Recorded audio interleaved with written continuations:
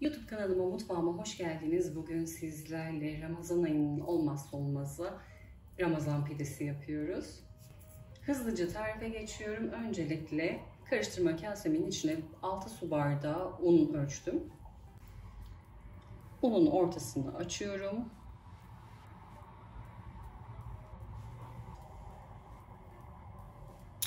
Bir buçuk tatlı kaşığı tuz ekliyorum.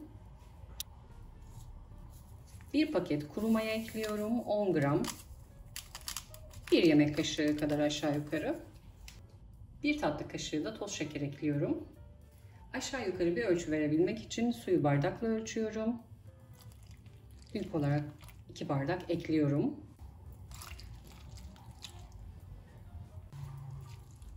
İlk olarak spatula ile şöyle bir toparlayalım. Suyunuz mutlaka ılık olmalı. Ne çok soğuk ne de çok sıcak. Her zaman unu azar azar ekliyoruz. Bu sefer de suyu azar azar ekliyoruz.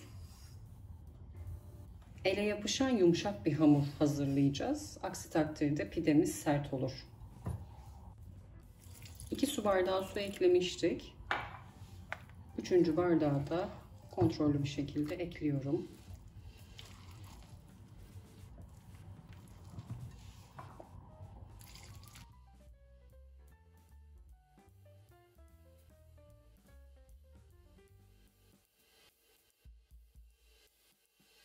Spatula ile kıvamını ayarladım. Şimdi elimizle yoğurmaya devam edeceğiz.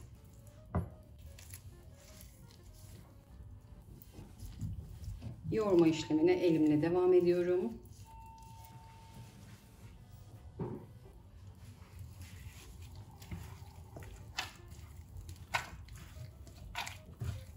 Yapışkan bir hamur olduğu için elime eldivenimi taktım. Çok daha kolay oluyor bu işlem.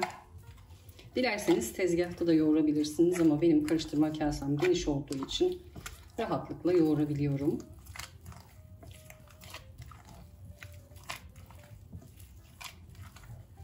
Tekrar edecek olursam 6 su bardağı una 3 su bardağı su ekledim.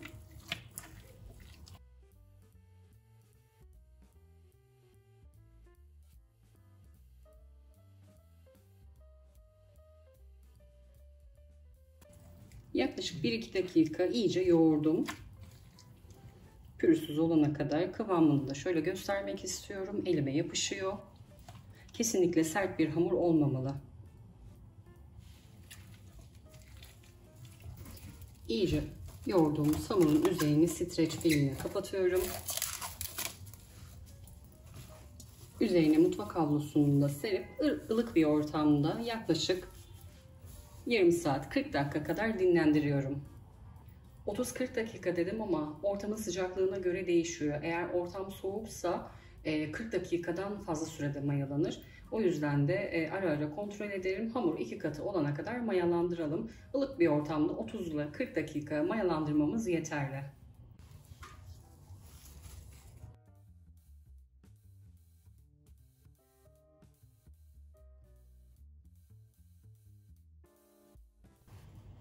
En sevdiğim bölüm.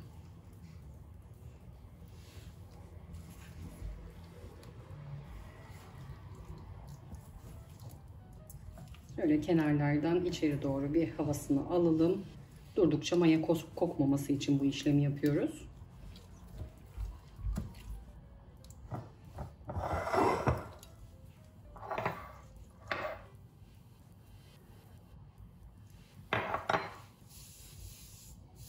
Tezgaha bir miktar un serpip şöyle bir elimizle dağıtalım. Hamuru üzerine alalım.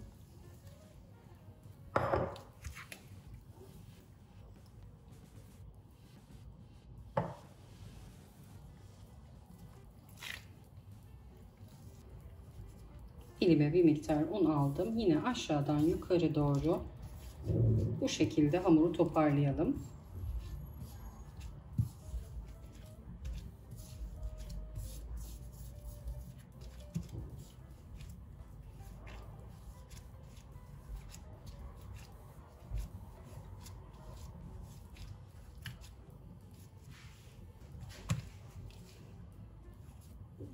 Verdiğim ölçülerden 2 adet pide çıkıyor. Hamuru 2 eşit parçaya bölüyorum.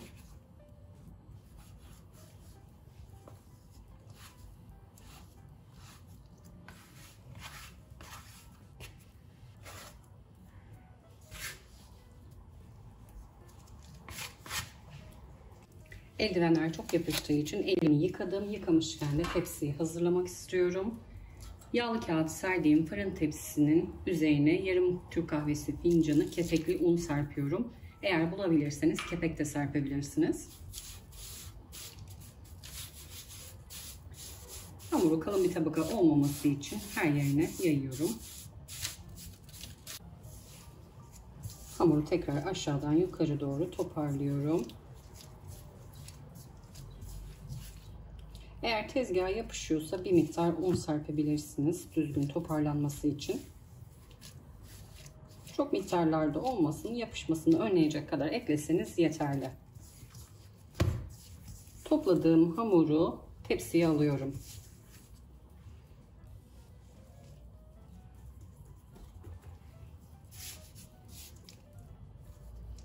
Yine diğer hamur için de aynı işlemi uyguluyorum.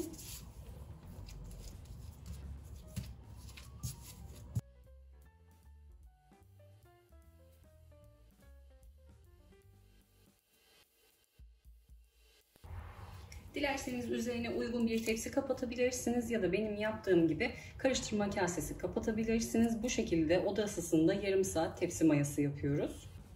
Pidemiz mayalanırken biz de üzeri için bulamaç hazırlayalım. 1 yemek kaşığı un ekliyorum. Yarım çay bardağı da oda ısısında su.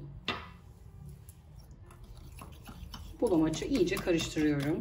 Evinizde varsa 1 tatlı kaşığı da pekmez ekleyebilirsiniz. Evde olmadığı için ben bugün ekleyemiyorum.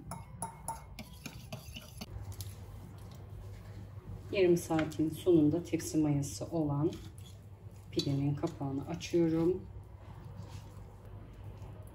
Bulamacı hamurun mayasını söndürmeden yavaş hareketlerle üzerine buluyorum.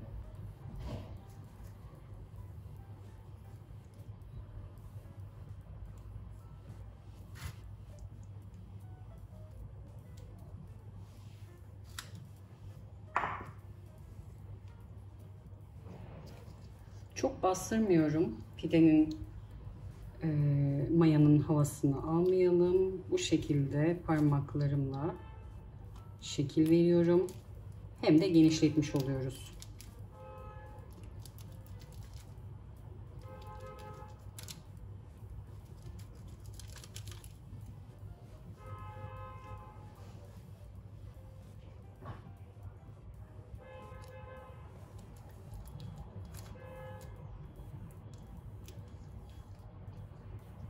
Yine bulamaca buladım. Parmaklarımı bu şekilde şekil veriyorum.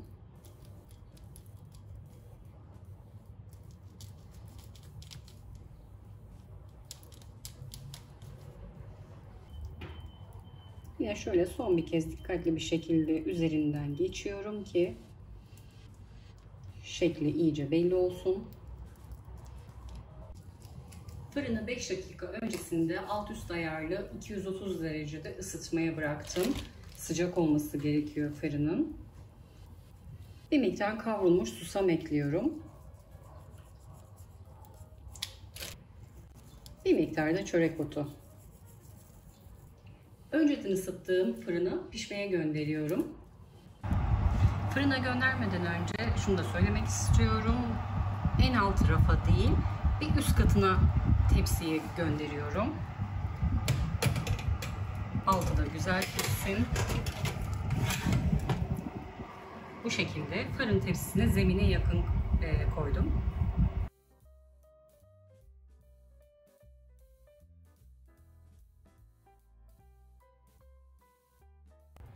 Ramazan pidemiz hazır, ılındı. İç dokusunu da göstermek istiyorum.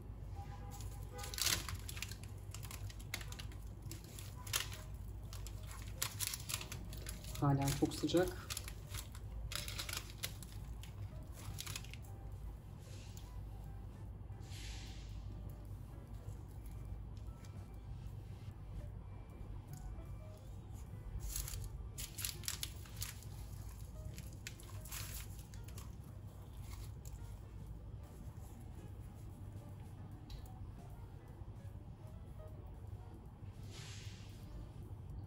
Sıcacık, buram buram ekmek kokuyor. Evde pide yapmak sandığınız kadar zor değil. Yaptığımız aşamaları birebir takip ederseniz evde siz de sıcacık mis gibi Ramazan pideleri hazırlayabilirsiniz. Buraya kadar izlediğiniz için teşekkür ederim. Bir tarifimin daha sonuna geldim. Tüm aşamaları birlikte yaptık. Aklınıza takılan sorular olursa yorum kısmına sorularınızı bekliyorum. Gördüğüm an size dönüş sağlıyorum. Kanalıma abone değilseniz abone olmayı, sevdiklerinizle paylaşmayı, bir sonraki videomdan haberdar olmak için bildirim zilini açmayı unutmayın lütfen. Yepyeni tariflerde görüşmek üzere.